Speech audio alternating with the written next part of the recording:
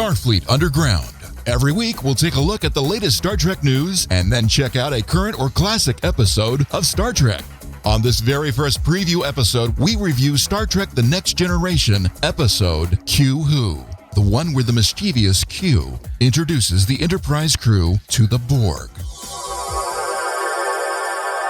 We've been trying to get a podcast together and we don't know what we're doing. Ta-da!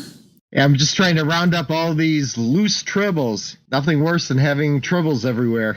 You can't leave the bag of Doritos out. That's bad. No, you got to make sure they stay in containment. All the 18 people that died, they were all the red shirts. They were all complaining about having to beam down. They were doing laundry that day, and all they had was red shirts. Right? Seriously. Right? This is our weekly meeting on why you never beam down with the captain.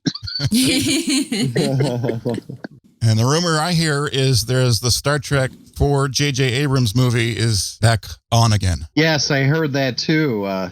Sounds promising. They have a new director named. And it's not Tarantino yet. It's totally not Tarantino. No, it's Noah Hawley. I mean, after all, the movies and the TV series kind of fed off of each other in the late 80s and the 90s. And that was kind of like I would say almost like a golden age of Star Trek. And I think we're on the verge of another one. Everything right now is lined up. The stars are aligned for Star Trek right now. If they're getting back into the movies, it's a good thing. I would love to see Cisco punch out Q just one more time. I think that would be...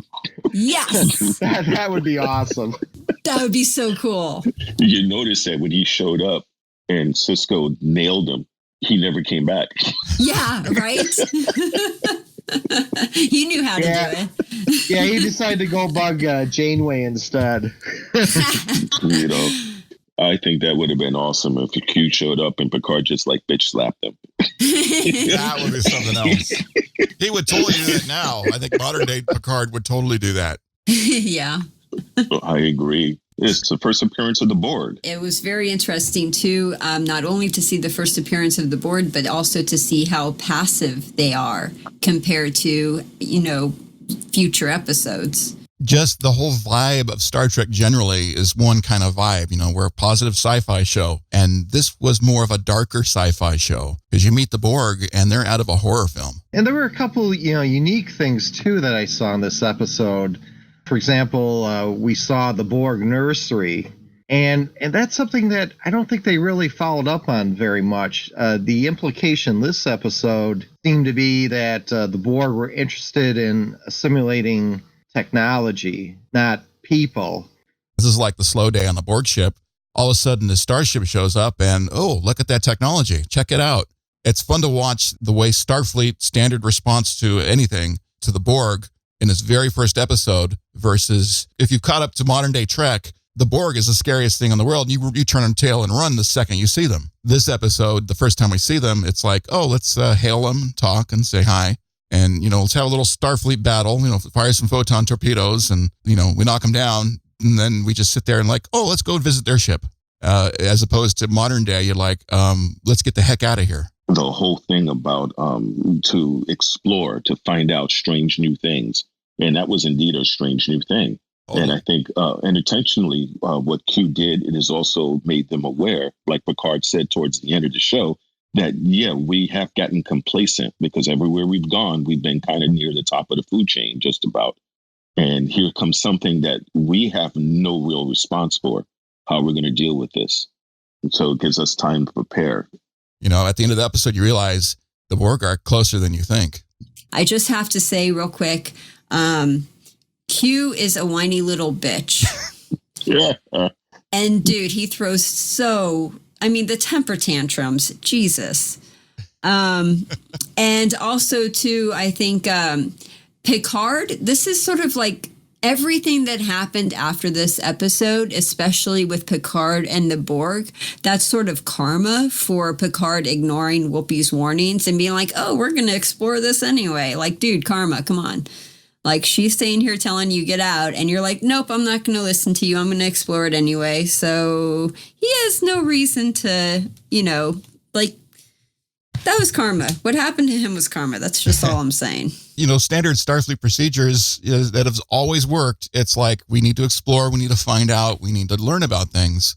And yeah, you got your bartender telling you, you need to get the heck out of here. This is not good. You just don't realize, although when you see her interact with Q and you see that history, you thought, well, gosh, maybe we should be paying attention to this. So yeah, he should have paid attention. Why does Q introduce him to the Borg like this? I think actually, he might have been giving them a little bit of a advantage, because if they are in the Romulan areas checking out planets and taking stuff over, and they're just kind of, just around the corner, maybe Q's kind of like helping them out, getting them prepared for this. I don't know. I think you're giving Q way too much credit. Maybe. Q is chaos. That's all he is. He's chaos. But I was trying to figure out why would Q do this? But here's the thing. Chaos doesn't think about consequences. Well, Q kind of reminds me of Trelane from the original series, when Trelane basically just wanted to have fun and said, "You're not playing fair." And so it's almost like Trelane grew up to become Q. Yeah, Q's a little bit older than Trelane, I think, in the mental category, but only so much. That is an interesting observation. And I've heard some of the Star Trek producers comment on that. And I think the consensus is, Trelane might have inspired the creation of Q, but they didn't really intend Q and Trelane to be directly related. The Borg were very interesting, but Whoopi was the one that caught my eye. Like, I freaking love her, and I want to know more about her. And they were given details about her, but they didn't go into more detail. And I was sort of upset about that, because I want to know more and I want to hear more. Like, what was that thing about, with her and Q, and she knew him, and, what kind of alien is she? And I want to learn more about her. What I like about Gannon's character is the fact that she is basically inhabited the Star Trek Prime Directive. She knows things. She obviously has some sort of power because she was ready to defend herself against the Q, but she's never did any of that stuff. Yeah, never. She doesn't necessarily give you the answer. Whenever they're talking to her, she might have advice, but she doesn't give you the answer. She always lets you find it. So yeah, I kind of like that. Maybe she's got a non-interference bartending thing. One thing I kind of regret that they didn't do is I always thought they were going to follow up and explain a little bit more of the history between Guinan and Q. It would be kind of interesting to maybe see the Picard series, touch on that. I would really love that. If they had Whoopi and Picard, dude, I would flip out. Oh my God, it's Whoopi! Dude, I would so flip out. I would love that. That would probably be really awesome. I remember her saying that in her mind, she's actually like Picard's great-great-great-grandmother. Oh, that's so cool. So I think that would be really cool to visit that. I agree. Yeah, I think there's tremendous opportunities in the Picard series to bring characters, even if it's just one episode or two once in a while, if not permanently, but bring some of the old ones in. I think it would be so cool, and still get that mix of new blood in. It looks really interesting so far, and I'm looking forward to us discussing it all throughout the season here. Everybody enjoyed the show. It showed a real good foundation for the future, especially when it comes to Picard's show coming up. And we all agree that it would be really awesome if Guinan would make a showing on it. We can only keep our fingers crossed because we got Riker showing. My fingers are crossed for Whoopi. My toes are crossed for Whoopi. My legs are crossed. My arms are crossed. My eyes are crossed. If I could cross my tongue, I would. You're always scared that you're going to do a boneheaded thing like spill coffee on the captain, and trying to make impressions and basically just feeling like a fish out of water. You got the job you want. It's like, please don't make me mess up. Please don't make me mess up. Oops. So, and the reaction was human. And I like the fact that it showed Geordi showing some leadership style and been willing to take the hit for his subordinate rather than throwing her under the bus. It's funny, if you're a techie type person and you work around equipment a lot, the last thing you do is bring a hot chocolate in. So if you're on the starship near the warp drive, what are you doing with a hot chocolate? It's like, oh my God, the most horrible thing could happen if you spill that thing on the wrong, you're going to short out the ship. It would be awful. It's not like you could just go to the nearest, station and get it fixed. You're in the middle of space. You're sort of SOL if you do that. Yeah. You just can't call AAA and have them bring a warp drive over. I need a spare warp coil. Some idiot dropped the coffee on it. Your nearest AAA representative is exactly 5 light years away. The most horrible possible thing that could happen in that outcome isn't spilling it on something of the ship. She nails the captain with hot chocolate. It's just perfect. Did you guys see her? Her hands were all over the front portion of him, going lower and lower. And he's finally grabs her hand. He's like, enough. You're like, HR. HR.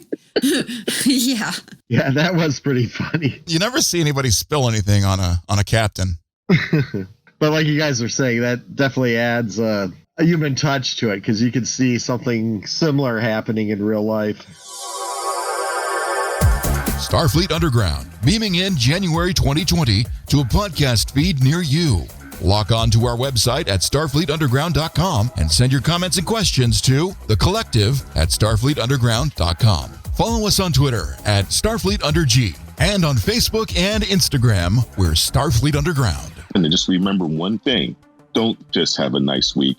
Make it so. This was Starfleet Underground.